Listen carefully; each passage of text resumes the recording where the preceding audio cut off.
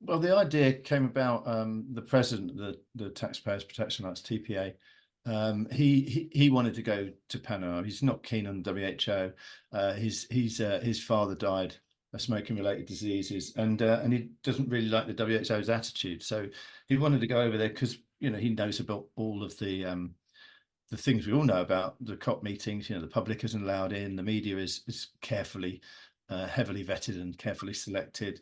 Only people who agree with the true faith of the WHO's FCTC treaty are allowed to have a say.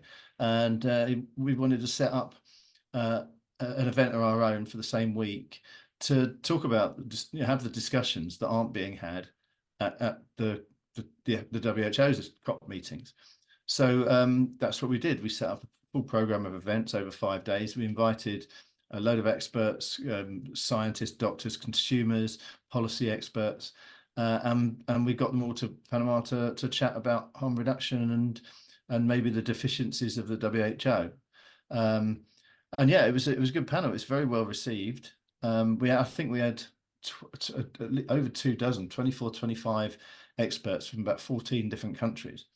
And I think every continent except Africa was included, because we had Kurt Yo from South Africa. I think we covered just about every continent. And it was a great event. The people who came said that they really enjoyed it. They're glad it happened. They're glad it was there because it was an important thing to push back on the WHO.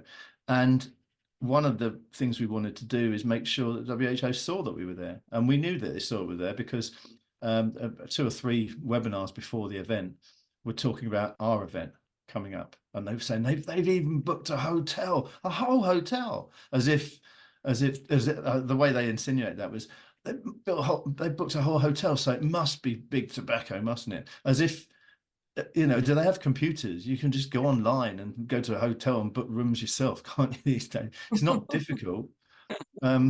So we didn't organise the experts' travel. They organised their own travel. We just told them we'll reimburse you up to a certain amount, and that's it. Because the TPA hasn't got a massive budget, and many of them they spent more getting over there than the reimbursement we could afford to give them.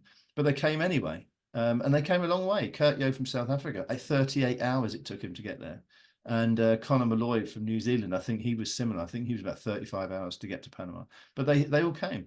And they went away. There was some great discussions, and it was well received by people watching at home, people at the venue. We had plenty of journalists there. We had loads of Latin American consumers come to Panama for the event. So yeah, we were really quite proud that we did it.